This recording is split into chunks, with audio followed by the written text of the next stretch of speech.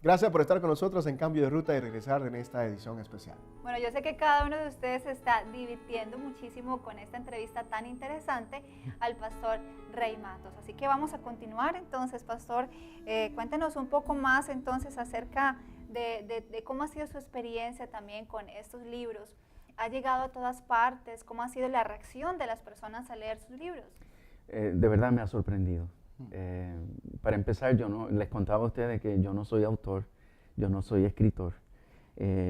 Claro, hay 3 libros. Forzosamente tuviste que hacerlo. Sí, en realidad fue un mandato de Dios y yo tuve que sentarme. Pero obviamente el que invita paga, ¿no? Eso implica que si Él me mandó a escribir, pues me tenía que dar la gracia para hacerlo. Y entonces escribí ese primer libro, Señor, que mis hijos te amen. Fue sorprendente porque para no ser un autor conocido y la primera vez que escribía, pues recibió el Golden Medallion Award, es un premio que otorgan aquí en los Estados Unidos. Y también recibió el primer premio como el mejor libro original del año, premio CEPA. Así que eso fue una sorpresa. Mucha gente todavía me escribe constantemente, un libro que ya tiene más de 10 años escrito.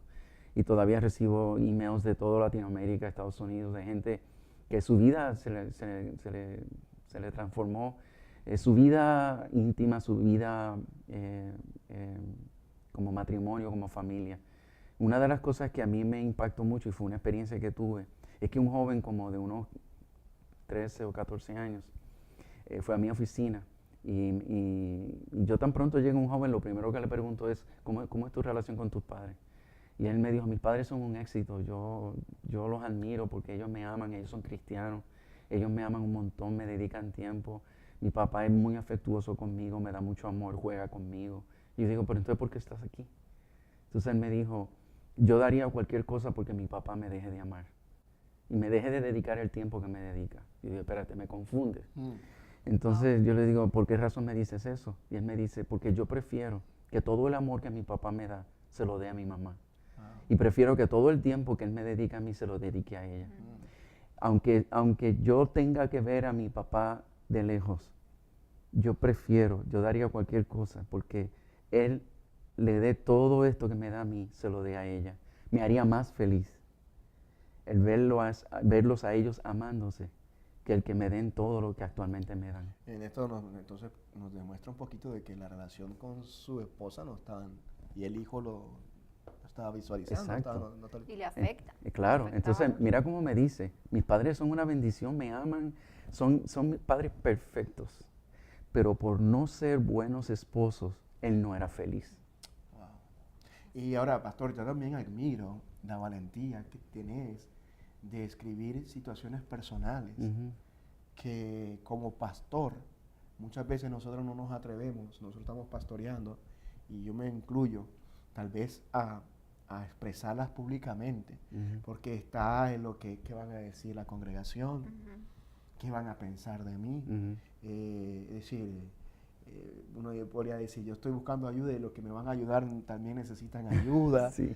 Es decir, muchas veces nosotros pensamos que estamos en un rol ante los ojos de una sociedad que necesita también la influencia espiritual, de muchas veces prejuiciados a no decir cosas que podemos nosotros como pareja pasar, porque obviamente no queremos que las otras personas se vayan a pensar, y mira, a justificarse. Claro, exacto. También. Y te atreves a hacer eso. Sí, es que no me costó otro remedio. El impacto de Dios en mi vida fue muy grande. Como les contaba, yo fui un pastor que llevaba una doble vida. Un pastor muy respetado, que la gente amaba mucho, etcétera, pero en mi casa yo era muy rudo con mi esposa, muy crítico. Era constantemente regañándola, constantemente alzándole la voz, le faltaba el respeto. E inclusive podía yo ir en el vehículo de rumbo a mi casa hacia la iglesia, gritándole y regañándole y faltándole el respeto, y luego abrir la puerta del vehículo, salir a la iglesia, y aquí está el pastor lleno de amor, ¿verdad? Muchas veces me pregunté cómo mi esposa soporta, me pregunto yo ahora, cómo mi esposa estuvo tanto tiempo sentada frente a la primera banca de la iglesia, cómo pudo soportar escuchar una predicación de mis labios, porque la misma boca que adoraba a Dios con lágrimas, era la misma boca con que la maldecía. Y el día que mi hija nació, que fue mi primogénita, ese día en la sala de partos el médico me puso a la bebé en las manos. Y tan pronto me la puso en las manos, yo hice una oración y le dije, Señor, yo anhelo que mi hija te ame. Eso es todo lo que quiero.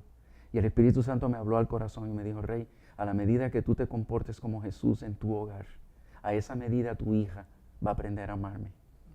Y ahí se me cayó el mundo. Porque yo descubrí, en esa pequeña fracción de minutos, yo descubrí que el futuro eterno de mi hija iba a depender del testimonio que yo le diera dentro de mi hogar. Que dependiendo de lo que yo hiciera o no hiciera, mi hija iba a aprender a amar a Dios y a amar a la iglesia. Así es que siendo pastor, siendo predicador, siendo líder de la denominación, ese día del 20 de agosto de 1979, yo le volví a entregar mi vida a Cristo, reconociendo que yo tenía que volver a aprender el Evangelio para que el Evangelio cobrara relevancia dentro de mi casa. Y que el temor de Dios no estuviera en el templo, que el temor de Dios invadiera mi hogar.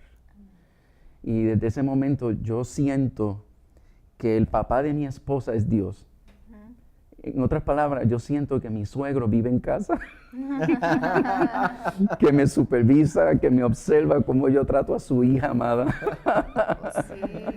Wow, Qué buen pastor. fundamento. Es decir, creo que tu esposa, como dices tú, en casa recibía los gritos y los regaños y después verte en el púlpito, ¿qué pensaba tu esposa? Sí, sería, me imagino cómo habrá pasado, cómo habrá vivido tu esposa ese tiempo, pero después el impacto tan grande que hubo cuando vio tu cambio, me imagino que fue increíble. ¿Sabes algo? Que mi esposa, gracias a Dios, mi esposa no fue una mujer peleona de confrontar con falta de respeto y de grito y de tratar. No sabía karate. No.